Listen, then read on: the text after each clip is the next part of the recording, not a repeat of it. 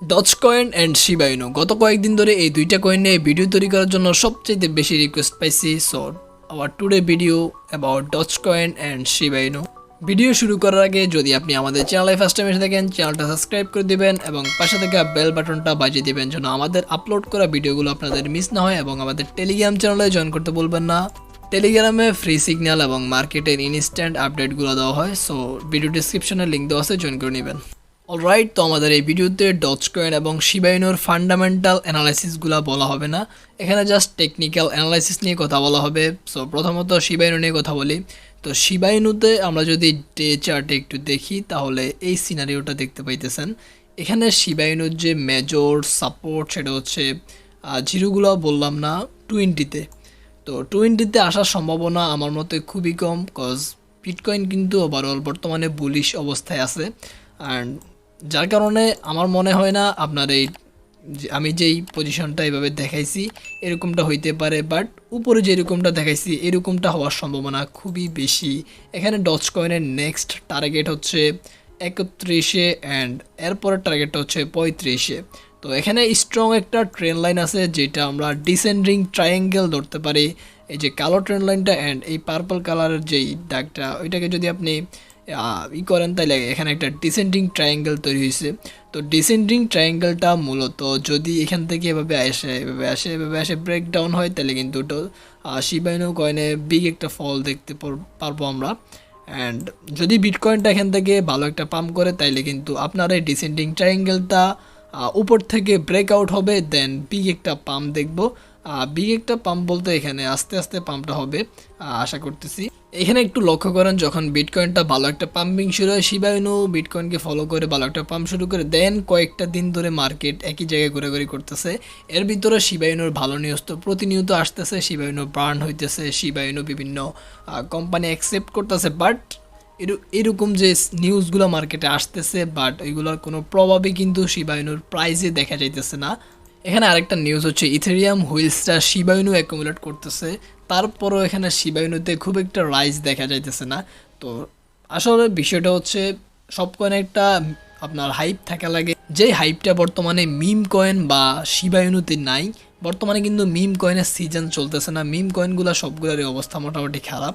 এমনিতে শিবা ইনুর যে আপনার সিও বা শিবা ইনুতে যারা আর কি ডেভেলপ করে তারা কিন্তু খুবই অ্যাক্টিভ, প্রজেক্টটা নিয়ে খুবই অ্যাক্টিভ। তারা প্রতিনিয়ত তারা প্রজেক্ট সম্পর্কে বিভিন্ন আপডেট দেয়, বিভিন্ন আপগ্রেড করে তাদের প্রজেক্টকে। বাট এই ক্ষেত্রে তেমন কোনো প্রাইস রাইজ দেখা যাইতেছে না। প্রাইস রাইজ আমি মনে করি তখনই হবে যখন তারা বাইব্যাক শুরু করবে, অ্যান্ড বার্নিংটা তো প্রতিনিয়ত হইতেছে। অ্যান্ড যদি ইলন মাস্ক শিবা ইনু নিয়ে কিছু বলে তাহলে কিন্তু must be Shiba Inu grow করবে বলতে ওইটা হুট করে একটা পাম্প করবে, দেন আবার ডাম্প চলে আসবে। কেননা ইলন মাস্কের টুইটগুলো মূলত এমনই হয়, হুট করে একটা পাম্প করে দেন আবার ডাম্পে চলে আসে। এখন কথা হচ্ছে শিবা ইনু যারা নিচে বাই করছেন তারা কি করবেন? তারা কি এখানে সেল দিবেন নাকি তারা আরও ওয়েট করবেন? আমার মতে এইখানে ওয়েট করাই বেটার হবে, কজ মার্কেট কিন্তু বলিশ। সো আশা করতেছি এটা ব্রেকআউট হবে, দেন ভালো একটা প্রাইস রেঞ্জ দেখবেন আর একটু উপরে সেল দিতে পারবেন। অ্যান্ড যারা উপরে বাই করছেন তারা কোনো মতোই লসে সেল দিয়ে না, বিকজ অফ ক্রিপ্টোকারেন্সি সম্পর্কে সবাই জানেন যে কোনো সময় যে কোনো কিছু হইতে পারে, বিগ পাম্প হইতে পারে। সো লসে সেল দেওয়ার কোনো দরকার নাই। অ্যান্ড যারা এখন বাই করবেন ভাবতেছেন তারা ভুলেও বাই করেন না। আর আমি মূলত পার্সোনালি মিম কয়েন লাভার্স না, আমি মিম কয়েনকে পছন্দ করি না বলা চলে। যারা বাই করতে চান তারা ওয়েট করেন এইটা কনফার্মলি ব্রেকআউটটা কমপ্লিট হওয়ার পর, দেন আপনারা এখানে এন্ট্রি নিতে পারেন। এখন কথা বলবো ডজ কয়েন নিয়ে।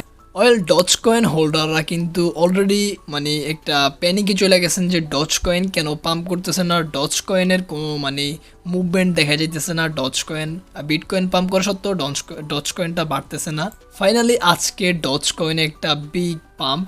এই পাম্পটার অনেকগুলো কারণ আছে, যেই কারণগুলো নিয়ে আমি একটা ডেডিকেটেড ভিডিও বানাতে চাইতেছি, মানে ডজ কয়েনের 2022-এর প্রাইস প্রেডিকশন। তো আপনারা যদি বলেন তাহলে ওইটা নিয়ে ভিডিও তৈরি করতে পারি।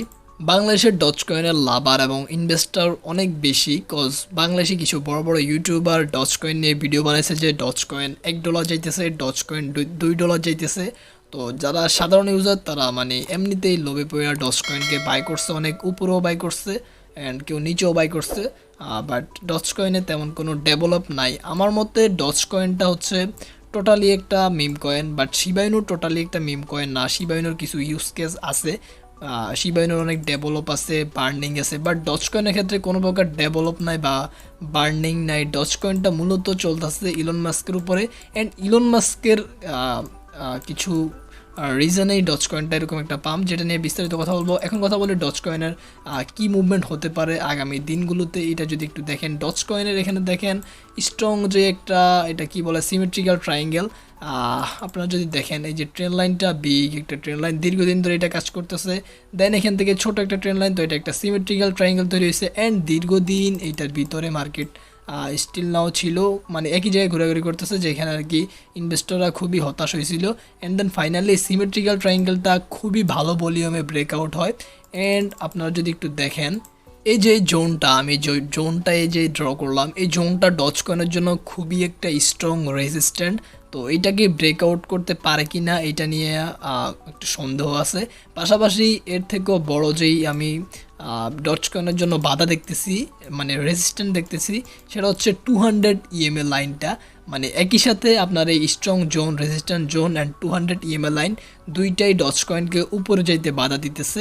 তো যদি ডজ কয়েন এটাকে ব্রেকআউট করে, তাহলে আমরা ডজ কয়েনকে ইজিলি নেক্সট প্রাইস 19 সেন্টে দেখবো আশা করি, বর্তমানে আছে 17 সেন্ট। অ্যান্ড দেন ডজ কয়েনের নেক্সট ভেরি স্ট্রং রেজিস্ট্যান্ট হচ্ছে 33 সেন্ট।